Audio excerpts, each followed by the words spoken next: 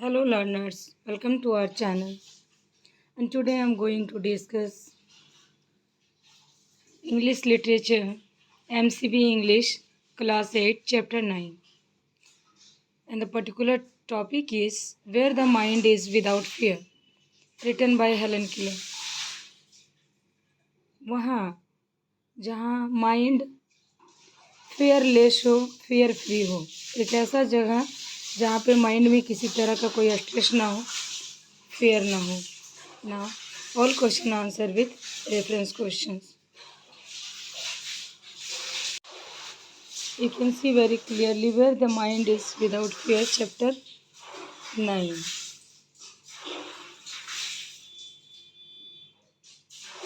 So, it's very beautiful poem written by Helen Keller, written by Rabindranath Tagore, sorry.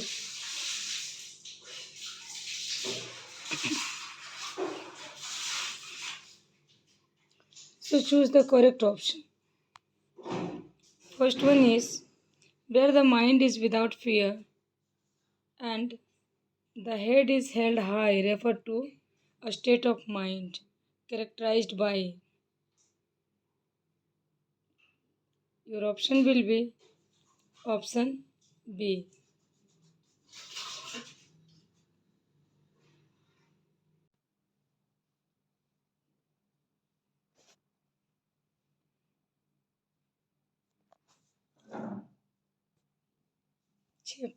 Question number 2.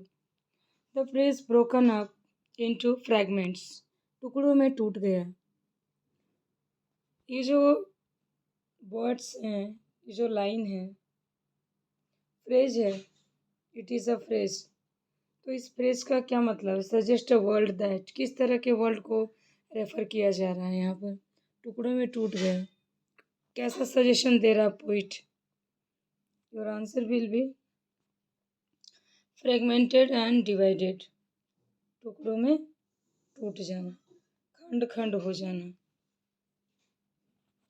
Now the third one, the line words come out from the depth of truth implies that communication is based on.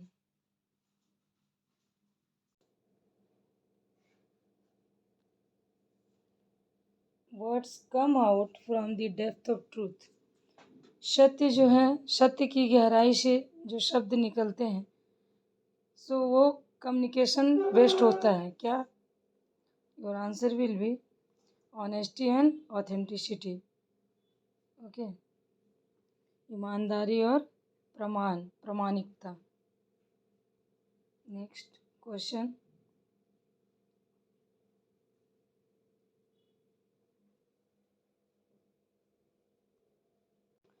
Question number B.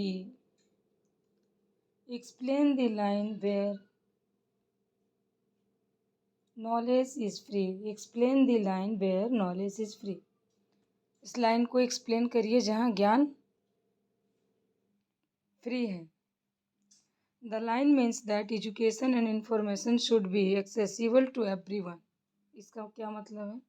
Education और information सबके लिए क्या होना चाहिए? Accessible होना चाहिए, without barriers और restrictions. ना उसमें कोई बैरियर हो, ना कोई रिस्ट्रिक्शंस हो. सबके लिए ईजी होना चाहिए, so that people can learn freely and develop their potential.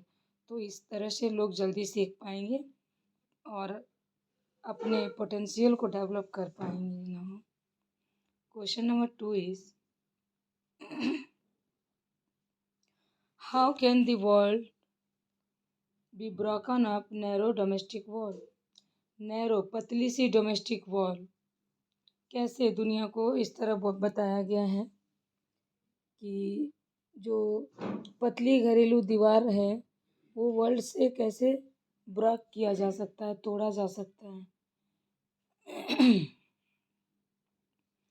Your answer will be the narrow domestic wall.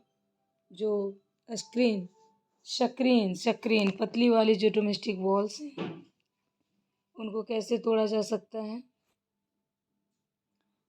So, symbolize division based on race, religion, caste and other social barriers. तो देखिए जाति धर्म के नाम पर इसको तोड़ा जा सकता है। When people focus on these differences, it divided the world, creating misunderstanding and preventing unity. तो ये यूनिटी को प्रिवेंट करता है, रोकता है। डिफरेंसेस दिखाया जाता है, डिवाइड कर देता है वर्ल्ड को, और क्या क्रिएट करता है, एक गलतफहमी क्रिएट करता है।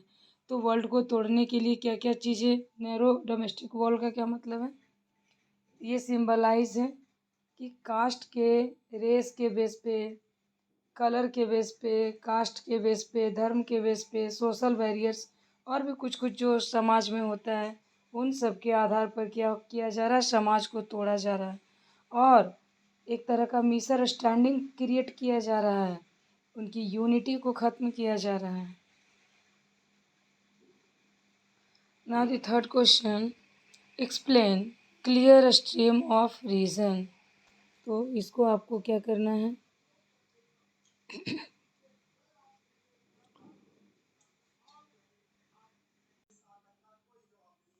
ये जो वर्ड है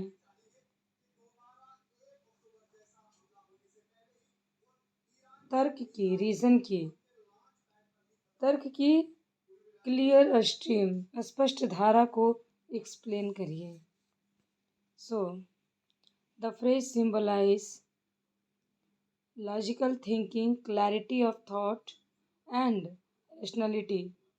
क्या बताया जा रहा है, क्या सिंबल किया जा रहा है, जैसे लॉजिकल थिंकिंग, तर्क शक्ति, और थॉट की क्लैरिटी होनी चाहिए, रैशनैलिटी होनी चाहिए। The poet want people mind to be clear. कवि क्या चाहता है कि लोगों का माइंड क्लियर हो, गाइडेड बाय द रीज़न, है ना, रीज़न तर्क से एकदम गाइडेड हो, रादर देन रिजिड ट्रेडिशन और आउटडेटेड बिलीव, पुरानी विचारधाराओं के बदले नई चीज़ें हो। Now fourth one, what does the poet want for his country and countryman. Poet क्या चाहता है कंट्री और कंट्रीमैन के लिए। The poet wants his country and countryman to live a world of freedom. वो चाहता है कि हमारा कंट्री और कंट्री के लोग क्या रहे, फ्रीडम ऑफ वर्ल्ड, स्वतंत्र की दुनिया में रहे, यूनिटी रहे, उसमें ट्रूथनेस रहे, रैशनैलिटी भी रहे। तो ये चीज़ चाहता है poet. He envisions a country where people are fearless, united and driven towards self-improvement and excellence. It means poet कहना चाह रहे हैं, पोइट का इन्विजन क्या है, उनकी कल्पना क्या है कि कंट्री में जो लोग रह रहे हैं वो फियरलेस, डर रहित रहे, यूनाइटेड मतलब एकजुट होकर रहे, and driven towards himself empowerment, और वो अपने एम्पावरमेंट को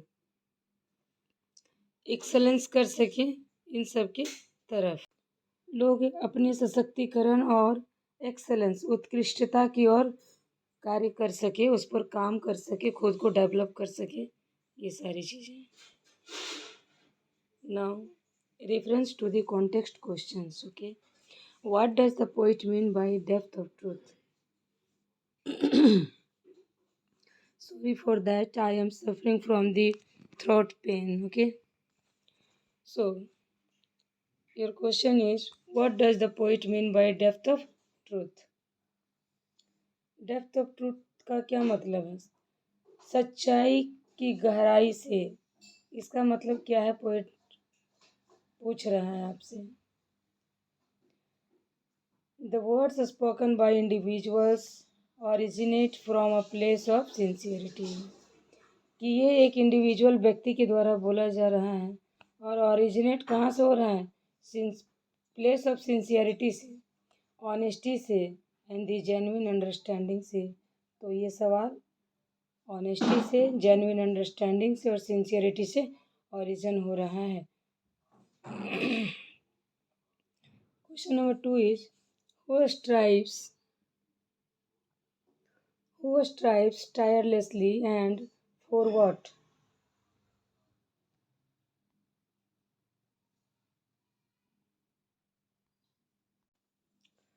कौन कौन है यहाँ पर टायर्डलेसली एफर्ट्स कर रहा है और किसके लिए कर रहा है, फॉर व्हाट, किसके लिए कर रहा है टायर्डलेसली एफर्ट्स, अथक प्रयास। So your answer is individuals who are dedicated and persistence, वो लोग जो एकदम से डेडिकेटेड और परसिस्टेंस हैं in their pursuit of excellence, है ना, and self empowerment strives continuously to achieve perfection in various aspect of life. It means वो सारे लोग जो जो सशक्तिकरण, एम्पावरमेंट, सशक्तिकरण और उत्कृष्टता, एक्सेलेंस के खोज में खुद को क्या कर दिया है, डेडिकेटेड कर दिया है, समर्पित कर दिया है खुद को, वैसे लोग, है ना, और कंटिन्यूअस है, वो निरंतर है, खुद को समर्पित कर दिया है और कर रहे हैं, और वो क्या कर रहे हैं, डिफरेंट डिफरेंट एस्पेक्ट्स को कंप्लीट करने के लिए वर्क कर रहे हैं, उसको परफेक्शन देने के लिए वो वर्क कर रहे हैं, प्रयास कर रहे हैं।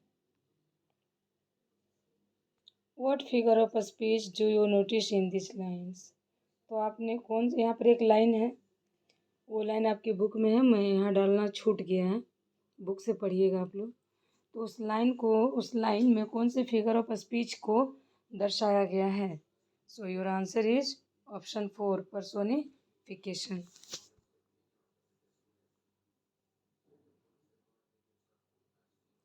Now question number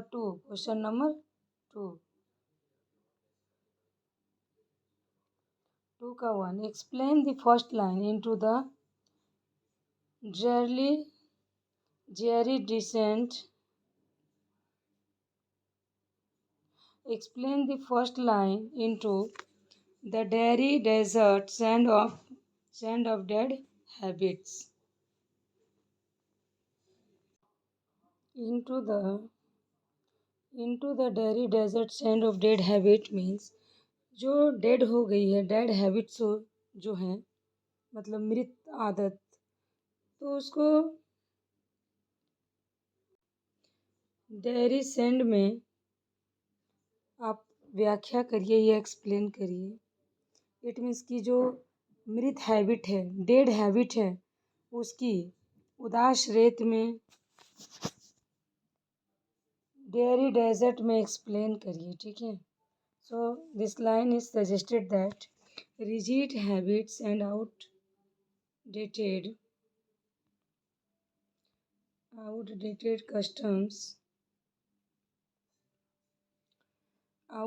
customs can make the mind barren and lifeless like a desert. मुझे थोड़ी सी बोलने में प्रॉब्लम हो रही है, जिस वजह से थोड़ा सा डिले हो रहे हैं। The poet is highlighting the danger of losing creativity and progress when one becomes trapped in stale, unchanging routine. It means ये लाइनें बताती है कि जो रिजिड हैबिट्स होते हैं, कठोर आदतें होते हैं, और ये जो आउटडेटेड कस्टम्स होते हैं, पुराने रीति रिवाज होते हैं, वो माइंड को बैरन कर देते हैं, बेजान कर देते हैं, बंजर बना सकते हैं, ठीक है। So the poet want to say that, poet क्या कहना चाहता है कि ये जो क्रिएटिविटी और प्रोग्रेस है, कभी क्रिएटिविटी और प्रोग्रेस को खोने के डर से क्या कर रहा है, उजागर कर रहा है कि ये जो इंडिविजुअल है स्टेल हो रहा है और अनचेंजिंग हो रहा है, इस तरह के वो रूटीन में फंस गया है, ठीक है। और इंसान जो है इस तरह के रूटीन में फंस जाता है। तो पोइट यहाँ पर क्या कहना चाह रहा है, क्रिएटिविटी और प्रोग्रेस को खोने के खतरे को उजागर कर रहा है, इसको नहीं खोना है, इस तरह से ये खो जाएगा, और तब जो है कि जो पर्सन है, इंडिविजुअल है, वो क्या हो जाएगा, स्टेल हो जाएगा, बासी हो जाएगा और अनचेंजिंग रूटीन में फंस जाएगा, ठीक है, अनचेंजिंग रूटीन में फंस जाएगा। Now question number 2, whom does the poet address as a the. Poet यहाँ पर किसको दी मीन्स होता है यू, ये ग्रीक लैंग्वेज, तो किसको यहाँ पर दी एड्रेस कर रहा है? याद रखिए दी मीन्स क्या है बच्चों? यू है, you. Okay. The poet address God और a divine forces as the. तो पोइट यहाँ पर भगवान को या देवदूतों को दाई और दी कंसीडर कर रहा है। Asking for guidance to lead the mind forward into a state of enlightenment and freedom. तो वो गॉड से क्या प्रे कर रहा है?